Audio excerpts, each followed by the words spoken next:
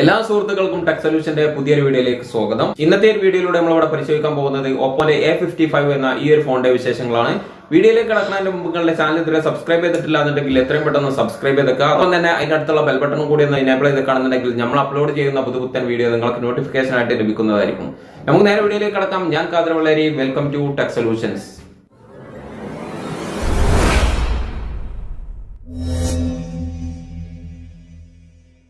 സുഹൃത്തുക്കളെ, ഇന്ന് മാർക്കറ്റിൽ ജനപ്രിയമായിട്ടുള്ള രണ്ട് ഫോണുകളാണ്, അതായത് ഓപ്പോൻ്റെ രണ്ട് ഫോണുകളാണ്. ഓപ്പോ A53, അതോടൊപ്പം തന്നെ ഓപ്പോ A54.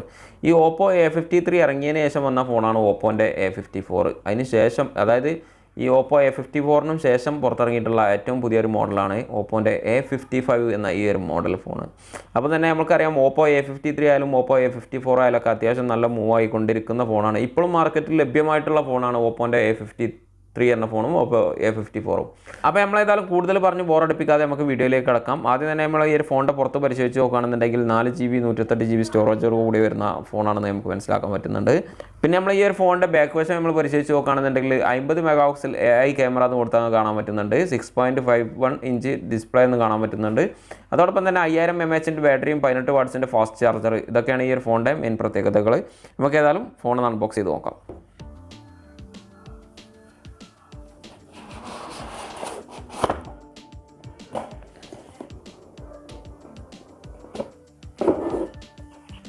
അപ്പോൾ നമ്മൾ ഈ ഒരു ഫോൺ അൺബോക്സ് ചെയ്തപ്പോൾ തന്നെ നമുക്ക് സാധാരണ എല്ലാ ബോക്സിലും കിട്ടാറുള്ള പോലെ തന്നെ ഒരു വെൽക്കം പാക്ക് നമുക്ക് കിട്ടിയിട്ടുണ്ട്. ഈ ഒരു വെൽക്കം പാക്കിനകത്ത് നമ്മൾ പരിശോധിച്ച് നോക്കുമ്പോൾ നമുക്കൊരു സിം കാർഡ് റിമൂവ് ചെയ്യാനുള്ള ഒരു സിം കാർഡ് എജക്ടർ കാണാൻ പറ്റിയിട്ടുണ്ട്, ഒരു കാറ്റലോഗ് കാണാൻ പറ്റിയിട്ടുണ്ട്. അതോടൊപ്പം തന്നെ നല്ലൊരു ട്രാൻസ്പെറൻറ്റ് പൗച്ച് നമുക്ക് കിട്ടിയിട്ടുണ്ട് ഇതിൻ്റെ കൂട്ടത്തിൽ.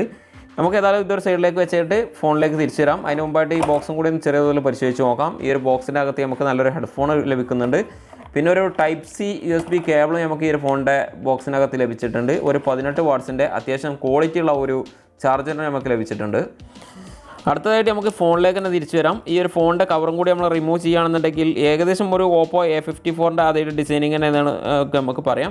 പക്ഷേ ക്യാമറയുടെ കാര്യത്തിൽ വലിയൊരു വ്യത്യാസം തന്നെ വന്നിട്ടുണ്ട്. വലിയ 2 ക്യാമറകളാണ് ഇതിൽ കൊടുത്തിട്ടുള്ളത്. അതോടൊപ്പം തന്നെ അതിൻ്റെ താഴെയായിട്ട് ഒരു ക്യാമറ എക്സ്ട്രാ ആയിട്ടും കൊടുത്തിട്ടുണ്ട്. പിന്നെ ഒരു LED ഫ്ലാഷ് നമുക്ക് കാണാൻ പറ്റുന്നുണ്ട്. ട്രിപ്പിൾ ക്യാമറ എന്നുള്ള ഒരു ലോഗോയും ഈ ഒരു സൈഡിലായിട്ട് കാണാൻ പറ്റുന്നുണ്ട്. നല്ല ഗ്ലോസി ഫിനിഷിങ്ങിലുള്ള ഒരു ബോഡിയാണ് നമുക്ക് ഈ ഒരു ഫോണിൽ കാണാൻ പറ്റിയിട്ടുള്ളത്. ഏകദേശം ഓപ്പോ A54ൻ്റെ അതേ ഡിസൈനിങ് തന്നെയാണ് ഈ ഒരു ബാക്ക് ബോഡിയെ പറ്റി നമുക്ക് പറയാനുള്ളത്. പിന്നെ ഈ ഒരു സൈഡിലായിട്ട് നമുക്ക് ഫിംഗർ പ്രിൻറ്റ് കാണാൻ പറ്റുന്നുണ്ട്. അടിവശം നമ്മൾ പരിശോധിച്ച് നോക്കുകയാണെന്നുണ്ടെങ്കിൽ ഒരു സ്പീക്കർ ഗ്രില്ല്, ഒരു Type-C input, microphone, headphone Jack. മുകൾ വശം പരിശോധിച്ച് നോക്കുമ്പോൾ പ്ലെയിൻ ആണ്. ഈ ഒരു സൈഡിലായിട്ടാണ് സിം കാർഡ് ട്രേ നമുക്ക് കാണാൻ പറ്റുന്നത്. വോളിയം അപ്പ് ആൻഡ് ഡൗൺ ബട്ടണൊക്കെ അതിൻ്റെ അടുത്ത് തന്നെയാണ് കാണാൻ പറ്റുന്നത്. ഈ ഒരു സൈഡിൽ നമുക്ക് ഫിംഗർ പ്രിൻറ്റോട് കൂടിയിട്ടുള്ള പവർ ബട്ടൺ മാത്രമാണ് കാണാൻ പറ്റിയിട്ടുള്ളത്. അടുത്തതായിട്ട് നമ്മൾ ഈ ഒരു ഫോണിൻ്റെ സിം കാർഡ് ട്രേയും കൂടി ഒന്ന് പരിശോധിച്ച് നോക്കാം. ഈ ഒരു ഫോണിൻ്റെ സിം കാർഡ് ട്രേ നമ്മൾ പരിശോധിച്ച് നോക്കുമ്പോൾ 2 സിം കാർഡും ഒരു മെമ്മറി കാർഡും നമുക്ക് ഒരേ സമയം ഉപയോഗിക്കാൻ പറ്റുന്ന രീതിയിലാണ് കാണാൻ പറ്റിയിട്ടുള്ളത്. പിന്നെ ഈ ഒരു ഫോണിൻ്റെ ഡിസൈനിങ്ങിനെ പറ്റി പറയുകയാണെന്നുണ്ടെങ്കിൽ ഈ ഒരു ഫോണിൻ്റെ തിക്നെസ് വരുന്നത് 8.4 mm മാത്രമാണ്. ഇതിൻ്റെ ബാക്ക് ബോഡി കൊടുത്തിട്ടുള്ളത് പ്ലാസ്റ്റിക് ബോഡിയാണ്. ഈ ഒരു ഫോണിൻ്റെ ബാക്ക് ക്യാമറകളെ പറ്റി പറയുകയാണെന്നുണ്ടെങ്കിൽ 50 മെഗാപിക്സലിൻ്റെ ഒരു മെയിൻ ക്യാമറ ഈ ഒരു ഫോണിൽ കാണാൻ പറ്റുന്നുണ്ട്. അതോടൊപ്പം തന്നെ 2 മെഗാപിക്സലിൻ്റെ ഒരു ഡെപ്ത് സെൻസറും നമുക്ക് ഈ ഒരു ഫോണിൽ കാണാൻ പറ്റിയിട്ടുണ്ട്. പിന്നെ 2 മെഗാപിക്സലിൻ്റെ ഒരു മാക്രോ ലെൻസും നമുക്ക് ഈ ഒരു ഫോണിൽ കാണാൻ പറ്റുന്നുണ്ട്. പിന്നെ ഈ ഒരു ഫോണിൻ്റെ ഫ്രണ്ട് ക്യാമറയിലേക്ക് വരികയാണെന്നുണ്ടെങ്കിൽ ഈ ഒരു ഫോണിൻ്റെ ഫ്രണ്ട് ക്യാമറ കമ്പനി കൊടുത്തിട്ടുള്ളത് 16 മെഗാപിക്സലിൻ്റെ ഫ്രണ്ട് ക്യാമറയാണ് ഈ ഒരു ഫോണിൽ കൊടുത്തിട്ടുള്ളത്. അടുത്തതായിട്ട് നമുക്ക് ഈ ഒരു ഫോണൊന്ന് ഓണാക്കിയതിന് ശേഷം ഈ ഒരു ഫോണിൻ്റെ അകത്തുള്ള ഫീച്ചറുകളൊക്കെ ഒന്ന് പരിശോധിച്ച് നോക്കാം. അപ്പോൾ സുഹൃത്തുക്കളെ, നമ്മൾ ഈ ഒരു ഫോൺ കംപ്ലീറ്റ് ആയിട്ട് ഓണാക്കിയിട്ടുണ്ട്. അടുത്തതായിട്ട് തന്നെ നമുക്ക് ഈ ഒരു ഫോണിൻ്റെ സെറ്റിംഗ്സിലേക്ക് പോയിട്ട് ഇതിൻ്റെ അബൌട്ട് സെക്ഷനൊക്കെ ഒന്ന് എടുത്ത് പരിശോധിച്ച് നോക്കാം.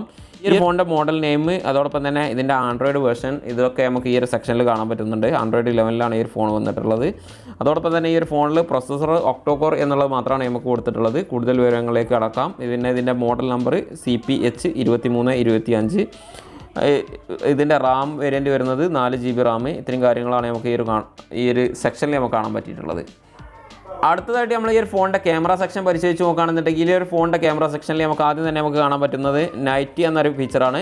അതോടൊപ്പം തന്നെ വീഡിയോ നമുക്ക് കാണാൻ പറ്റുന്നുണ്ട്, ഫോട്ടോ നമുക്ക് കാണാൻ പറ്റുന്നുണ്ട്, പിന്നെ പോർട്രേറ്റ് മോഡ് നമുക്ക് കാണാൻ പറ്റുന്നുണ്ട്. കൂടാതെ നമുക്ക് ഈ ഒരു സൈഡിലായിട്ട് മോർ സെക്ഷൻ കാണാൻ പറ്റുന്നുണ്ട്. മോർ സെക്ഷനിൽ ടൈം ലാപ്സ്, എക്സ്പേർട്ട് മോഡ്, അതോടൊപ്പം തന്നെ പനോരമ, മാക്രോ, സ്റ്റിക്കേഴ്സ്, ഇങ്ങനെ ഒരുപാട് ഫീച്ചറുകൾ നമുക്ക് ഈ ഒരു ക്യാമറയുടെ അകത്ത് ലഭിച്ചിട്ടുണ്ട്. പിന്നെ ഈ ഒരു ഫോണിന് നമ്മൾ ഓപ്പൺ ആക്കിയപ്പോൾ തന്നെ നമുക്ക് ഒരുപാട് പ്രീ ഇൻസ്റ്റാൾ ആയിട്ടുള്ള ആപ്ലിക്കേഷൻ നമുക്ക് ഈ ഒരു ഫോണിൽ കാണാൻ പറ്റുന്നുണ്ട്. ഉദാഹരണത്തിന് സ്നാപ്ചാറ്റ് പോലുള്ള ആപ്ലിക്കേഷനൊക്കെ അതിൽ കാണാൻ പറ്റുന്നുണ്ട്. ഇത് നമുക്ക് ആവശ്യമില്ലാന്നുണ്ടെങ്കിൽ റിമൂവ് ചെയ്യാനുള്ള ഓപ്ഷനും കമ്പനി ഈ ഒരു ഫോണിൽ തന്നെ കൊടുത്തിട്ടുണ്ട്. അതുകൊണ്ട് അങ്ങനെ ഒരു ബുദ്ധിമുട്ടൊന്നും ഈ ഒരു ആപ്ലിക്കേഷൻ കൊണ്ട് നമുക്ക് നേരിടുന്നില്ല. അടുത്തതായിട്ട് നമ്മൾ ഈ ഒരു ഫോണിൻ്റെ നോട്ടിഫിക്കേഷൻ പാനൽ പരിശോധിച്ച് നോക്കുകയാണെന്നുണ്ടെങ്കിൽ സാധാരണഗതിയിൽ ഒരു ഫോണിൽ കാണാൻ പറ്റിയിട്ടുള്ള എല്ലാ ഫീച്ചറുകളും നമുക്ക് ഈ ഒരു ഫോണിൽ കാണാൻ പറ്റുന്നുണ്ട്. പിന്നെ ഇതിൽ നമ്മൾ പരിശോധിച്ച് നോക്കുമ്പോൾ ഡാർക്ക് മോഡ് കാണാൻ പറ്റുന്നുണ്ട്, കംഫർട്ട് കാണാൻ പറ്റുന്നുണ്ട്, നിയർ ബൈ ഷെയർ, ഹോട്ട്സ്പോട്ട് എന്നീ കാര്യങ്ങളൊക്കെ നമുക്ക് ഈ സെക്ഷനിൽ കാണാൻ പറ്റുന്നുണ്ട്. പിന്നെ അടുത്ത് പറയേണ്ടത് സ്ക്രീൻ മിററിംഗ്, അതായത് സ്ക്രീൻ കാസ്റ്റ് എന്ന ഓപ്ഷനും ഈ ഒരു ഫോണിൽ കൊടുത്തിട്ടുണ്ട്. അതുകൊണ്ട് തന്നെ നമുക്ക് ഈ ഒരു ഫോണിൽ നിന്ന് മറ്റൊരു ടി വിയിലേക്ക്, സ്മാർട്ട് ടി വിയിലേക്ക് വയർലെസ് ആയിട്ട് തന്നെ കണക്ട് ചെയ്യാം. പിന്നെ ആപ്പ് ലോക്കർ പോലുള്ള അഡീഷണൽ ഫീച്ചറും ഈ ഒരു ഫോണിൽ നമുക്ക് കാണാൻ പറ്റുന്നുണ്ട്. സ്ക്രീൻ റെക്കോർഡിംഗ് ഈ ഒരു സെക്ഷനിൽ കാണാൻ പറ്റിയിട്ടില്ല. പിന്നെ ഈ സ്ക്രീൻ റെക്കോർഡിംഗ് ഈ ഒരു സെക്ഷനിൽ ഇല്ലാന്നുണ്ടെങ്കിലും ഈ ഒരു ഫോണിൽ കമ്പനി സ്ക്രീൻ റെക്കോർഡിംഗ് കൊടുത്തതായിട്ടാണ് നമുക്ക് കാണാൻ പറ്റുന്നത്. പിന്നെ സ്ക്രീൻ റെക്കോർഡിംഗ് നമുക്ക് ഈ ഒരു സെക്ഷനിൽ കാണാൻ പറ്റുന്നുണ്ട്. അതോടൊപ്പം തന്നെ NFC എന്നൊരു ഫീച്ചർ ഞാൻ ഈ ഒരു ഫോണിൽ പരിശോധിച്ച് നോക്കുമ്പോൾ എനിക്ക് NFC ഇല്ല എന്നുള്ളതാണ് മനസ്സിലാക്കാൻ പറ്റിയിട്ടുള്ളത്. ഞാൻ ഈ ഒരു ഫോണിൽ സെർച്ച് ചെയ്തൊക്കെ നോക്കി, NFC ഈ ഒരു ഫോണിൽ കിട്ടിയിട്ടില്ല. അപ്പോൾ NFC താല്പര്യമുള്ള ആളുകൾക്കാണെന്നുണ്ടെങ്കിൽ ഈ ഒരു ഫോൺ ഞാൻ റെക്കമെൻഡ് ചെയ്യുന്നില്ല. പിന്നെ നമ്മൾ ഈ ഒരു ഫോണിനെ പറ്റി കൂടുതൽ പറയുകയാണെന്നുണ്ടെങ്കിൽ ഈ ഒരു ഫോൺ നിലവിൽ 3 വേരിയൻറ്റിലായിട്ട് ലഭ്യമാണ്. 64GB 4GB റാമോട് കൂടി, അതോടൊപ്പം തന്നെ 128GB 4GB 6GB ആയിട്ട് ഇങ്ങനെ 2 വേരിയൻ്റായിട്ട് വരും. അപ്പോൾ മൊത്തം 3 വേരിയൻറ്റിലായിട്ടാണ് ഈ ഒരു ഫോൺ ലഭ്യമായിട്ടുള്ളത്. അടുത്തതായിട്ട് നമ്മൾ ഈ ഒരു ഫോണിൻ്റെ തിക്നെസ്സിനെ പറ്റി പറയുകയാണെന്നുണ്ടെങ്കിൽ വെറും 8.4 mm മാത്രമാണ് ഈ ഒരു ഫോണിൻ്റെ തിക്നെസ്. അതോടൊപ്പം തന്നെ ഈ ഒരു ഫോണിൻ്റെ ബാറ്ററിയെ പറയുകയാണെന്നുണ്ടെങ്കിലോ 5000 mAh ബാറ്ററി ഈ ഒരു ഫോണിൽ ഉൾപ്പെടുത്തിയിട്ടുണ്ട്. വെയിറ്റിനെ പറ്റി പറയുകയാണെന്നുണ്ടെങ്കിൽ വെറും 193 ഗ്രാം മാത്രമാണ് ഈ ഒരു ഫോണിൻ്റെ വെയിറ്റ്. അതുകൊണ്ട് തന്നെ നമുക്ക് കയ്യിലൊക്കെ പിടിച്ച് ഉപയോഗിക്കാനും അത്യാവശ്യം നല്ല ബാറ്ററി ലൈഫൊക്കെ കിട്ടാൻ ചാൻസ് ഉള്ള ഒരു മൊബൈലാണെന്ന് നമുക്ക് പറയാം. അടുത്തതായിട്ട് നമ്മൾ ഈ ഒരു ഫോണിൻ്റെ ഡിസ്പ്ലേനെ പറ്റി പറയുകയാണെന്നുണ്ടെങ്കിൽ 6.51 ഇഞ്ച് IPS LCD ഡിസ്പ്ലേ ആണ് ഈ ഒരു ഫോണിൽ ഉൾപ്പെടുത്തിയിട്ടുള്ളതെന്നുണ്ടെങ്കിലും അത്യാവശ്യം നല്ലൊരു ക്ലാരിറ്റി ഉള്ള ഒരു വീഡിയോ തന്നെയാണ് നമുക്ക് ഇതിൻ്റെ ഔട്ട്പുട്ടായിട്ട് നമുക്ക് ലഭിക്കുന്നത്. നല്ലൊരു സൗണ്ട് ക്ലാരിറ്റി ഒക്കെ ഉള്ള ഒരു ഫോൺ തന്നെയാണ് ഈ ഒരു ഫോണെന്ന് നമുക്ക് പറയാം. അടുത്തതായിട്ട് നമ്മൾ ഈ ഒരു ഫോണിൻ്റെ പ്രൊസസ്സറിനെ പറ്റി പറയുകയാണെന്നുണ്ടെങ്കിൽ MediaTekൻ്റെ Helio G35 എന്ന 12 നാനോമീറ്റർ ടെക്നോളജിയിലുള്ള പ്രൊസസ്സറാണ് നമുക്ക് ഈ ഒരു ഫോണിൽ കാണാൻ പറ്റിയിട്ടുള്ളത്. അടുത്തതായിട്ട് നമ്മൾ ഈ ഒരു ഫോണിൻ്റെ മറ്റു കാര്യങ്ങളൊക്കെ പരിശോധിച്ച് നോക്കുമ്പോൾ ഈ ഒരു ഫോണിൽ നമുക്ക് wifi direct, wifi hotspot, Bluetooth 5 ഇതുപോലുള്ള എല്ലാ ഫീച്ചറുകളും നമുക്ക് ഈ ഒരു ഫോണിൽ കാണാൻ പറ്റിയിട്ടുണ്ടെന്നുണ്ടെങ്കിലും NFC എന്നൊരു ഫീച്ചർ നമുക്ക് ഈ ഒരു ഫോണിൽ കാണാൻ പറ്റിയിട്ടില്ല.